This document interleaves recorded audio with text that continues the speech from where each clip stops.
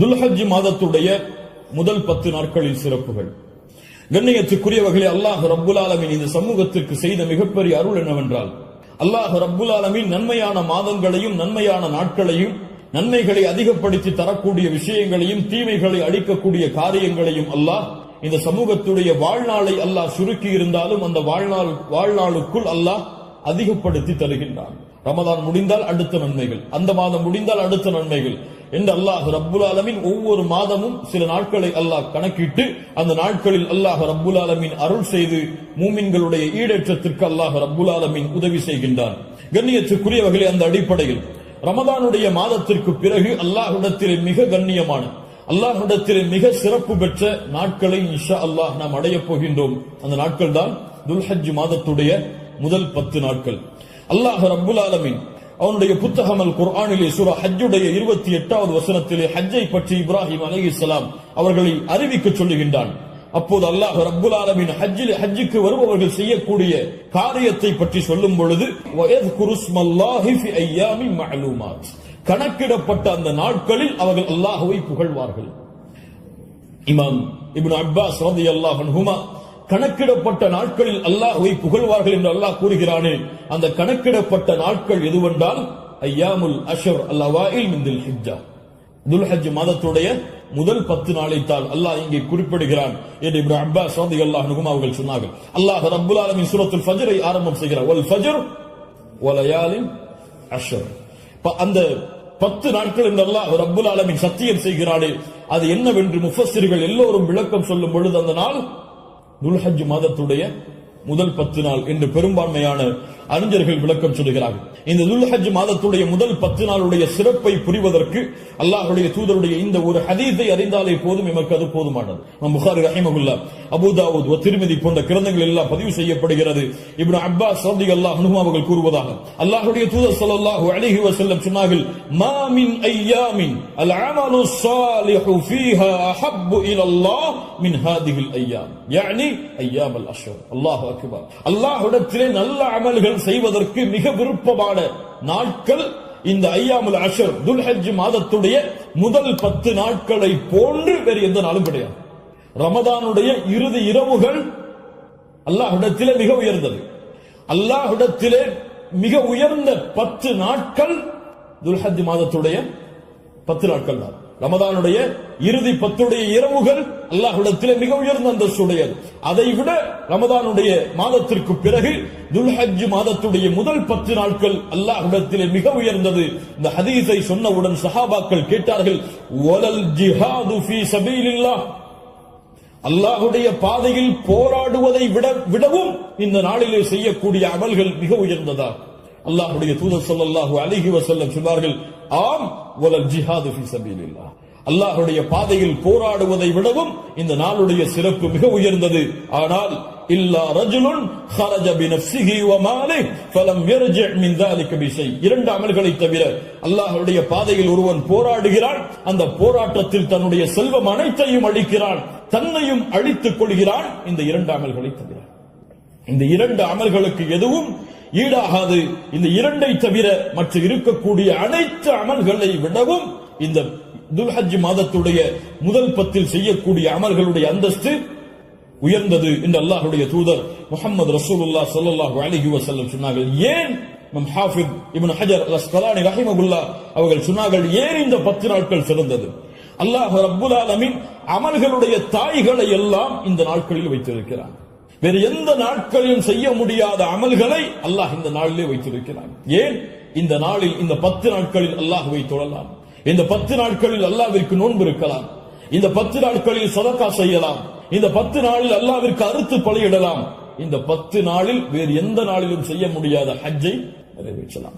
எல்லா அமல்களும் ஒன்று சேரக்கூடிய நாட்களாக இந்த 10 நாட்கள் இருப்பதால் அல்லாஹ்விடத்திலே அல்லாஹ்வுடைய கணக்கீட்டுடைய நாட்களில் இந்த நாட்களை போன்ற அந்தஸ்துடைய நாட்கள் கிடையாது என்று இமாம் ஹாஃபிஸ் இப்னு ஹஜர் அஸ்கலானி ரஹிமஹுல்லாஹ் அவர்கள் சொன்னார்கள். இந்த நாட்களில் நோன்பு வைக்கலாமா? இதிலே வரக்கூடிய 10 நாளில் 10வது நாள் நோன்பு வைப்பது ஹராம். ஏன்? ஈதுடைய நாள். இந்த 10வது நாளை தவிர வரக்கூடிய 9 நாளும் நோன்பு வைப்பது சுன்னாவா? முஸ்லிம் ரஹிமஹுல்லா இல்மை தேடக்கூடிய மாணவர்கள் என்பதால் இந்த விளக்கங்களை கொடுக்கிறேன். முஸ்லிம் ரஹிமஹுல்லா அவர்கள் சொன்னார்கள், ஆயிஷா ரலியல்லாஹு அன்ஹா அவர்கள் கூறுவதாக, மா ரஅய்து ரசூலுல்லாஹி ஸல்லல்லாஹு அலைஹி வஸல்லம் ஸாயிமன் ஃபில் அஷ்ர் கத்து. கொஞ்சம் குழப்பமா இருக்கும், புரிய முயற்சி. அல்லாஹ்வுடைய தூதர் துல்ஹஜ் மாதத்துடைய முதல் 10 நாட்களும் ஒருபோதும் நோன்பு வைத்ததில்லை. யாருடைய அறிவிப்பு? ஹஃப்ஸா ரலியல்லாஹு அன்ஹா யார்? அல்லாஹ்வுடைய தூதருடைய மனைவிதான். நஸை போன்ற கிரந்தங்களில் சஹீஹான அறிவிப்பாக பதிவு செய்யப்படுகிறது, லம் யத ரசூலுல்லாஹி ஸல்லல்லாஹு அலைஹி வஸல்லம் ஸியாம திஸ்இல் ஹிஜ்ஜா. அல்லாஹ்வுடைய தூதர் ஸல்லல்லாஹு அலைஹி வஸல்லம் துல்ஹஜ் மாதத்துடைய முதல் 9 நாளும் எப்போதும் நோன்பை விட்டதில்லை. ஒரு ஹதீஸ் என்ன சொல்கிறது? ஒரு ஹதீஸ் என்ன சொல்கிறது? இப்ப இரண்டுக்கும் முரண்பாடு வருகிறது, இரண்டையும் மறுத்து விடலாமா? இப்போ உலமாக்கள் இரண்டையும் எப்படி சேர்த்து புரிவது என்பதை சொல்லுகிறார். இதான் ஃபஹ்மு ஃபில் இல்ம், இல்மை புரிந்து கொள்வதுடைய அடிப்படை. எப்படி இரண்டையும் சேர்த்து பார்ப்பது? ஆயிஷா ரலியல்லாஹு அன்ஹா என்ன சொல்கிறார்கள்? முதல் இரண்டு அடிப்படைகள் புரிவது. முதல் அடிப்படை, ஆயிஷா ரலியல்லாஹு அன்ஹா என்ன சொல்கிறார்கள்? அல்லாஹ்வுடைய தூதர் 10 நாளும் துல்ஹஜ் மாதத்திலே நோன்பு வைத்ததில்லை. ஏன் 10 நாளும் ஒருவரால் நோன்பு வைக்க முடியாது? ஏன்? 10ஆவது நாளில் ஈத் வருகிறது. அதனால் அல்லாஹ்வுடைய தூதர் 10 நாளும் என்று சேர்த்து சொல்கிறார்களே தவிர முதல் 9 நோன்பு வைக்கவில்லை என்று ஆயிஷா ரலியல்லாஹு அன்ஹா சொல்லவில்லை. 10 நாளும் சேர்த்து நோன்பு வைக்கவில்லை என்று ஆயிஷா ரலியல்லாஹு அன்ஹா சொல்கிறார்கள் என்று புரிந்தால் இது சிறந்தது. அப்படியும் இல்லை என்றால் ஹதீஸ் கலையிலே ஒரு சட்டம் இருக்கிறது, கவுலுல் முஸ்பித் முகத்தமுன் அலா கவுலின் நஃபி.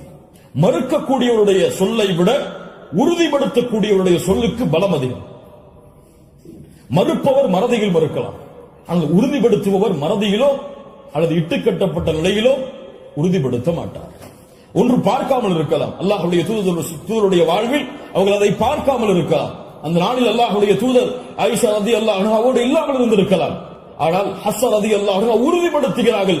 உறுதிப்படுத்துபவர் மறதியில் உறுதிப்படுத்த முடியாது, உறுதிப்படுத்துபவர் பார்க்காமல் உறுதிப்படுத்த முடியாது.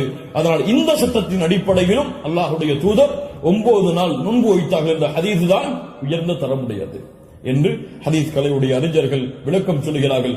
அதனால் சட்டம் என்னவென்றால் 9 நாளும் நோன்பு வைப்பது சுன்னத். யாருக்கு இயலுமோ யாருக்கு முடியுமோ அவர்கள் துல்ஹஜ் மாதத்துடைய முதல் 9 நாட்களும் நோன்பு வைப்பது சுன்னா, 10ஆவது நாள் நோன்பு வைப்பது ஹராம். நோன்புடைய சிறப்புகளை பற்றி நமக்கு தெரியும். அல்லாஹ்வுடைய பாதையில் ஒருவர் அல்லாஹ்வுடைய முகத்தை நாடி ஒரு நாள் நோன்பு வைத்தால் பஅதல்லாஹு வஜ்ஹஹு அனின் நாரி 70 ஹரீஃபா. ஹரீஃபா என்றால் ஆம்.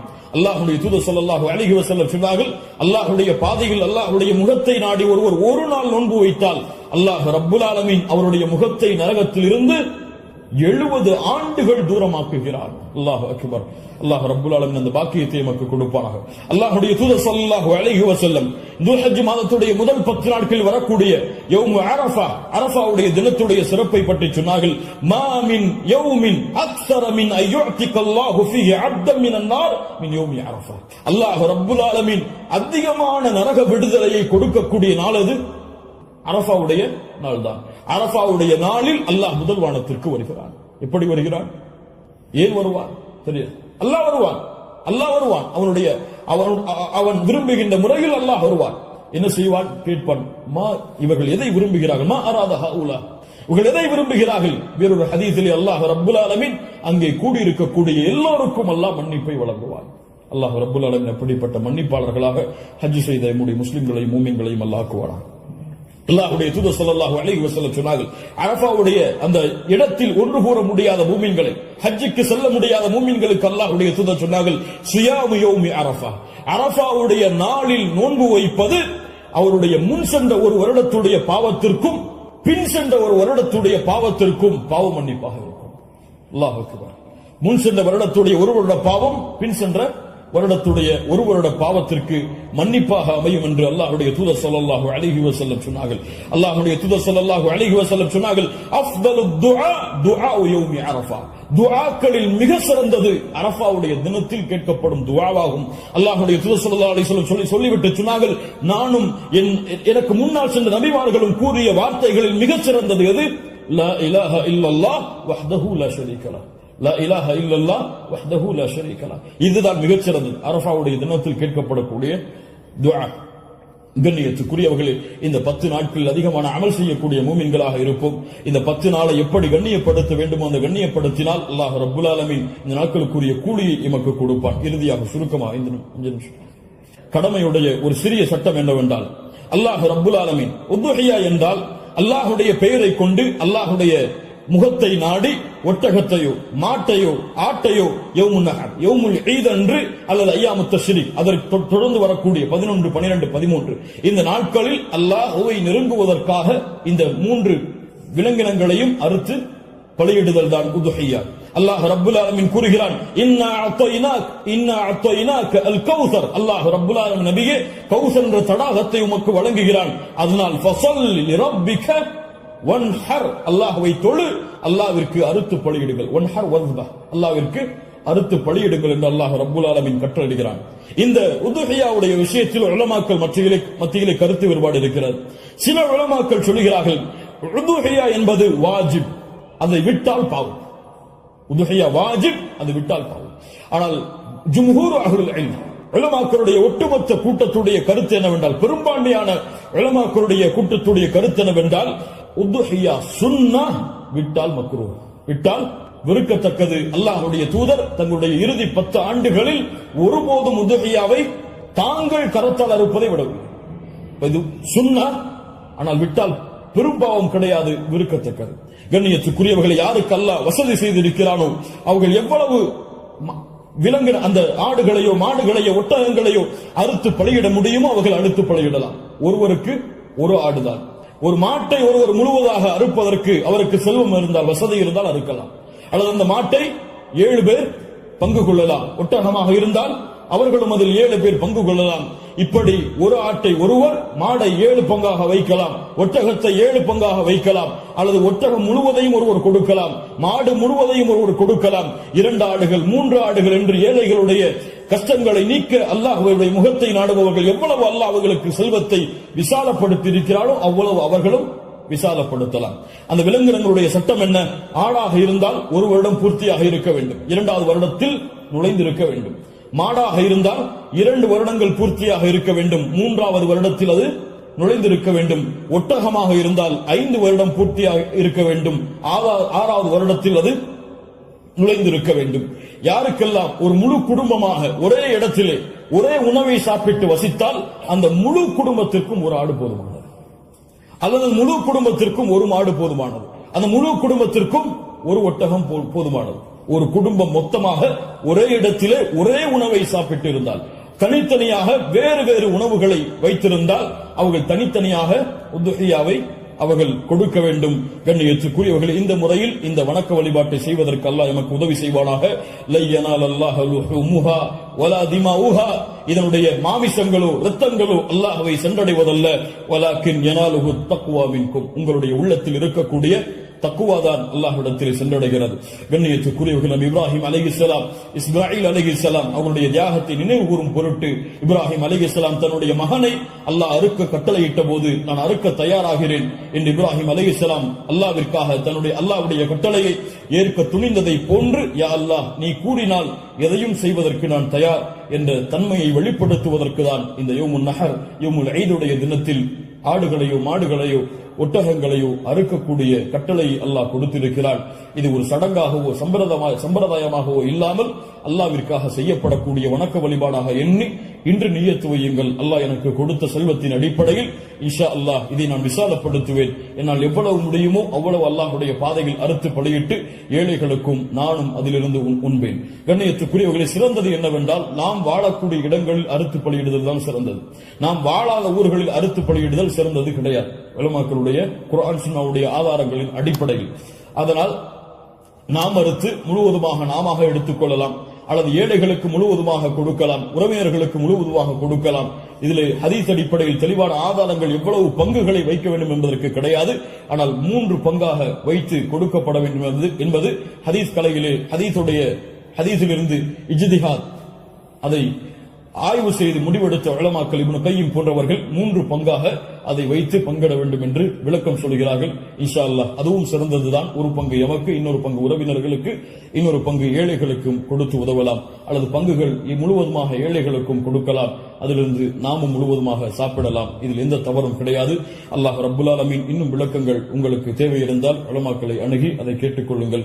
அல்லாஹ் ரப்புல் ஆலமீன் இந்த இறுதி 10 நாட்களை கண்ணியப்படுத்தக்கூடிய இந்த இறுதி 10 நாட்களில் அதிகமான அமல்களை செய்து அல்லாஹ்வுடைய பொருத்தத்தை பெறக்கூடிய நல்மக்களாக அல்லாஹ் ரப்புல் ஆலமீன் என்னையும் உங்களையும் ஆக்கி அருள்புரிவானாக. அஸ்ஸலாமு அலைக்கும்.